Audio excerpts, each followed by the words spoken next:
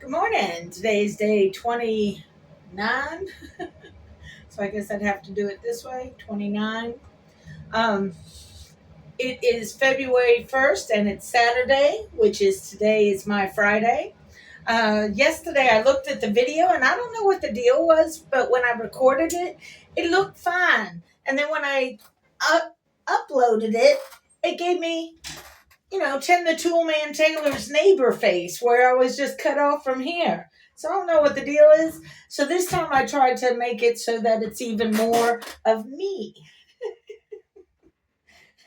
But good morning. I'm Beth, and this is my box. Um, I'm at work, uh, getting ready to enjoy the day before everything gets started. For it's Saturday, so it's slower, which is awesome. My first customer that's going to come through here is going to come through at 7 o'clock today. So woohoo! So I can sit here for an hour and talk on my little phone and do this little thing. All right, so I got to thinking yesterday after rewatching my video and giving considerations to some of my denigration of men, shall we say. So it may lead people to think certain thoughts, and that's okay. You're human, you're supposed to think thoughts. So I just want to clarify, and just so you know, it truly is none of your concern or anybody else's concern, but it basically will help you guys better understand who I am and what the whole deal is, okay? It's not that I hate men, and it's not that I'm gay, because neither one of those things are true. I like men. I am not gay. However, at this point in my life, I'm just done. I have no desire whatsoever. Ooh, that's what it was. I lost my badge this morning, so I think it fell out of my pocket. And I think I put this in my pocket that had the badge, and I think that's where it fell out. Anyway, it is rapid fire hot in here. So anyway, I just wanted to clarify the fact that I'm not gay. I don't hate men, but I do dislike thoroughly men who think that it's okay to put down other people just because they're not men and they have a different skin color. I don't agree with that whatsoever. So yeah, the reason there's a lot of folks around, so I'm trying to maintain some of the words that I say because I look weird sitting here in my box just talking to myself, but I enjoy it. um, so one of the reasons why I have such strong feelings about men and their actions, as it were, is because I'm a Me Too survivor. And every Me Too person is different. Their story is different. Their circumstances is different. So although I'm in the category of Me Too, my story is different than others because again, we're all different. We're all individuals. Just like you could be in the category of artists, but that doesn't mean you do the same type of art. And even if you're a painter, even as a painter, you're doing different paintings than other people are doing. So each individual is unique, and I am as well. So, understanding that I am a Me Too survivor helps you understand why I got started on what I call my quest to try and understand things. When I was younger, I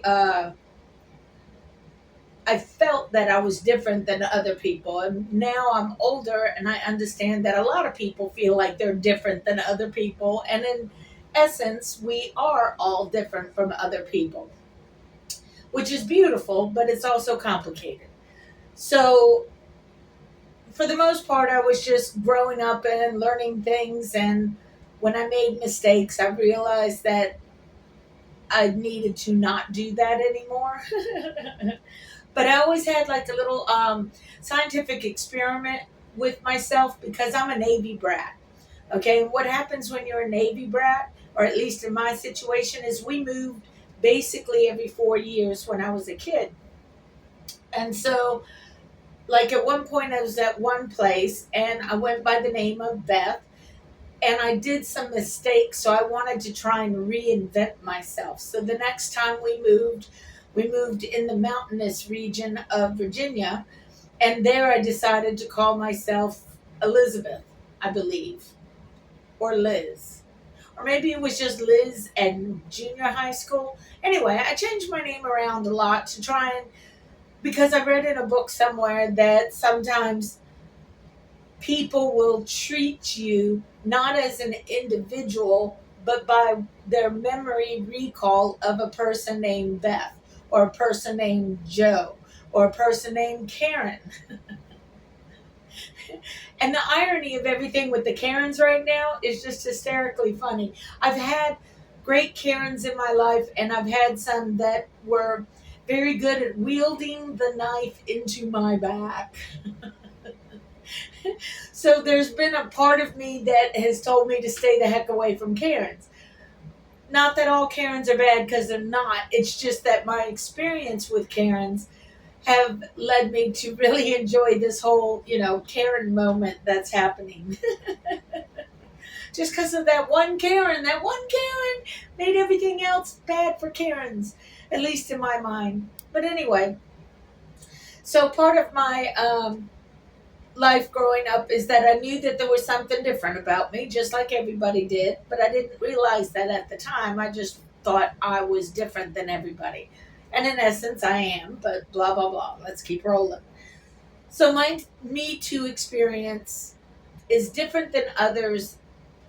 First, I call myself Me Too at 7. So, as near as I can tell, because I'm one of these ones that felt the situation was so traumatic as to what happened that I blanked it out. Give me a sec, I gotta adjust this. So I'm one of those that it was so traumatic for me to have experienced uh, the abuse at 7 years old that I blanked it out. I blocked it from my memory.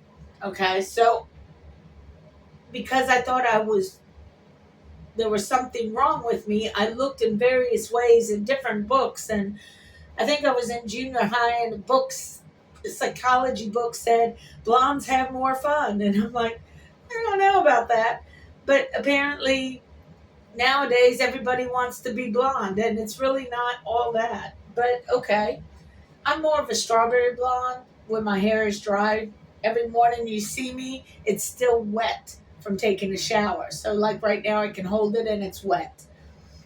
It's damp, I guess you could say. It's not sopping, but anyway. So I went about trying to figure out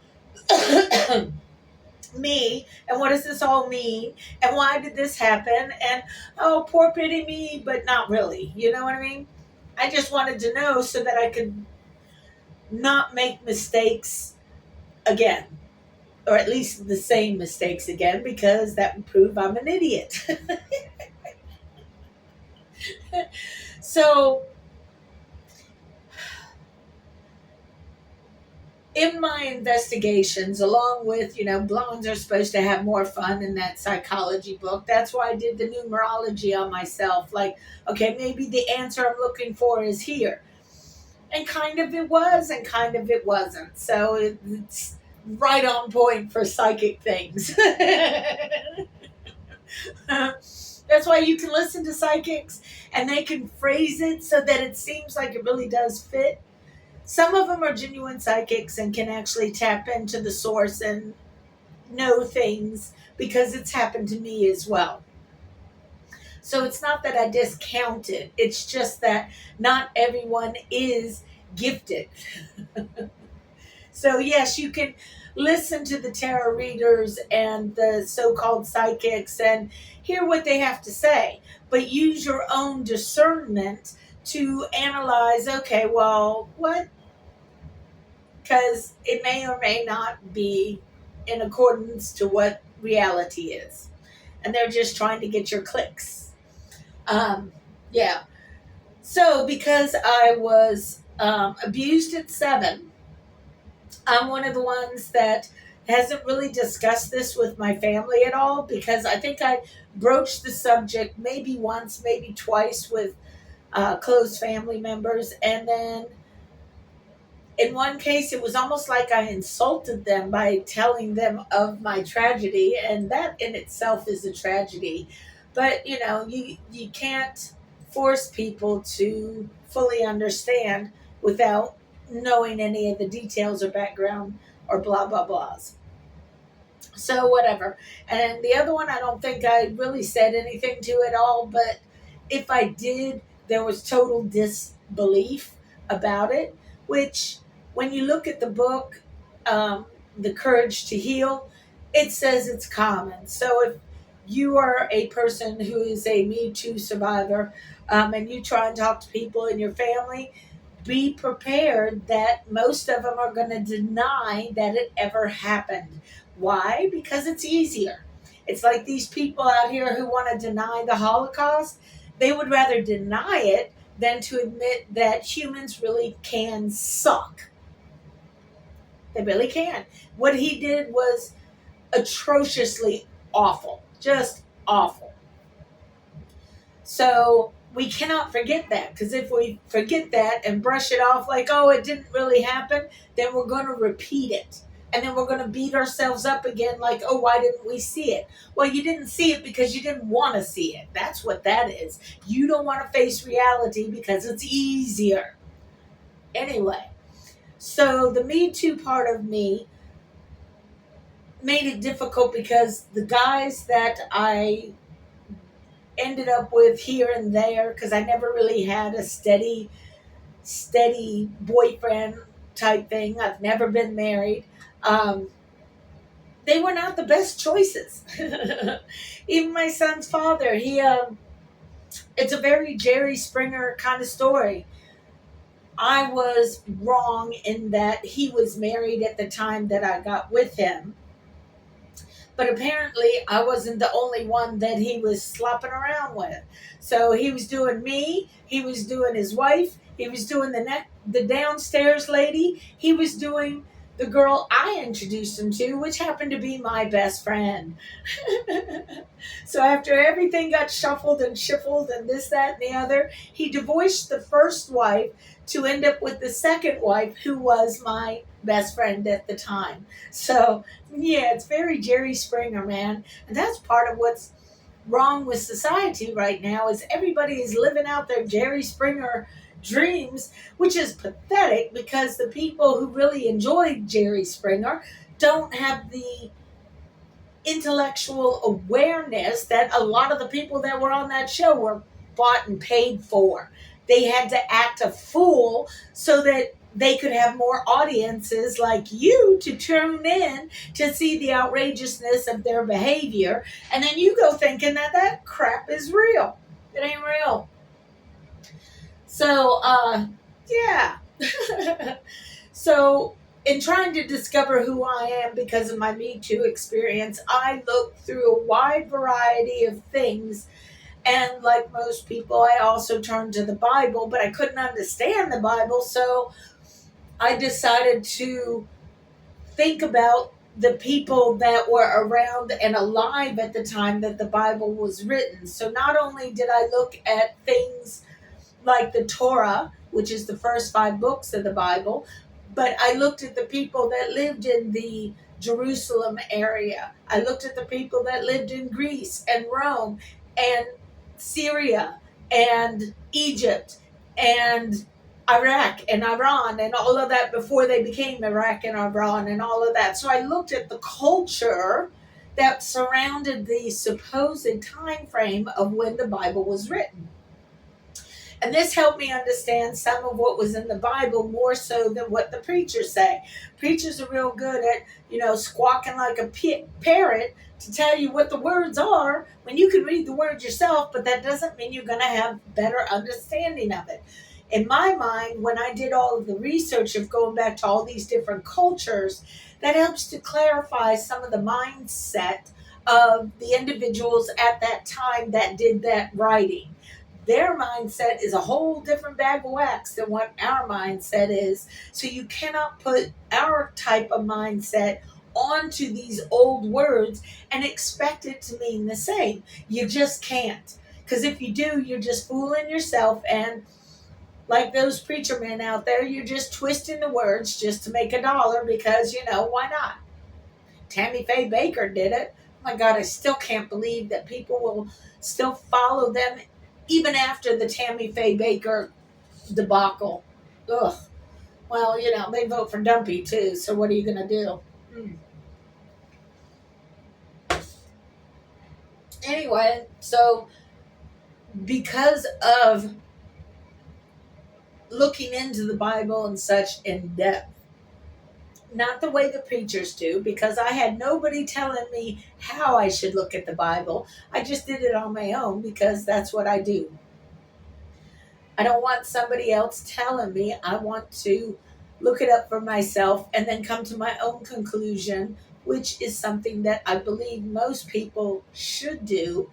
Just realize that it's okay to be wrong. I could be wrong, but so can you. You know what I mean? If you voted for Dumpy, oh yeah, you're so wrong and so blinded because you're believing his bullshit. Jewish space lasers, bamboo ballots. Come on now.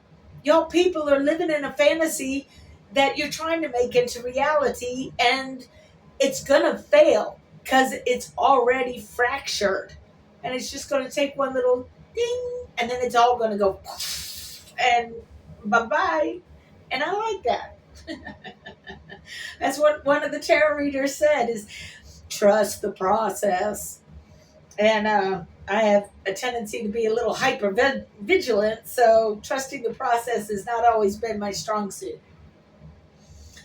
Anyway, looking into the different aspects of ancient philosophies and thought processes led me to understand more about the one language situation that I told you about before. So when it comes to me actually, I was trying to find, like everybody else, a partner, a mate that I could have and invest all my time and energy with. And I knew that I was not good at picking them out for myself. So again, I had a conversation with God about all of this. And I said, look, God, apparently I suck at making decisions about who should be with me and this, that, and the other. So I'll leave it to you. You guide me and let me know where it is or who it is that I should be with and blah, blah, blah. So time went on, as it always does. And then I'm living my life, just doing my thing. And oftentimes what happens is I'll have prophetic dreams about a situation before the situation arises. So in this instance, I had a prophetic dream that I was wearing my black boots that I have. They're like just flat bottom, black velvety looking boots. And they were, kind of like my rocker chick boots. Not with the ones that have the heels, but comfortable enough to stand around and dance in. Anyway, so in the dream, my boots, as I was walking on the ground that I was walking on, it looked like snow. And the snow was white, obviously, and it was not caking, but going around my boots. There was definite snow on my boots. And I was like, interesting. And that's the most impression that I remembered from that dream. Well, I went to a concert, which is what I did. That was my version of a vacation, was to go to rock concerts. So I was going to a rock concert that was out of state, never been there before. And when I got out of the rental car that I was in and stood on the parking lot ground, I looked down and the parking lot was white sand. And it was in that moment when I saw the white sand on my black boots that the dream came back and went boom. And it said, pay attention. Tonight is something you need to pay attention to. So, okay, fine, whatever. So I went up I had seats in the lawn area. Well, not lawn area, but on the borderline of lawn area. My seat was all the way in the back, and the lawn area was over here. So this is where I was in an actual seat. So I'm just doing the rock concert thing, watching, enjoying, and blah, blah, blah. Then out of the blue, I see, and the way that it was done, you would not have noticed unless you knew to notice. You know what I mean? There was a light that came down from the sky and shone down on the singer in this band. Okay? And then right after that light shone, their light show came out and made it look like light was coming from the stage, which is all well and good, but it could lead one to think that they did not see that light come from the sky first and then come out. You see what I'm saying? So I was like, in that moment, I knew that that was God telling me that the singer of the band is who I was supposed to be with or whatever. And it's like, well, what the fuck do you do with that? How does little old me, a little pea in the pond, try and get the attention of this famous singer in this band and tell him, hey, dude, God just told me that we should marry. You know what I mean? How insane does that sound? So, because at that point I had already found the gold and I knew that God was real, I wasn't going to diss that. Who am I to diss what God tells me to do? Kind of like the whole story of Noah building an ark. That sounds crazy too. However, I did what I thought God wanted me to do, so I got this singer's attention. But as his life is, in getting that singer's attention, he just thought that I was one of those crazy kind of fan people out there. And how can I blame him for thinking such a thought? So anyway, that whole path led me to where I am now.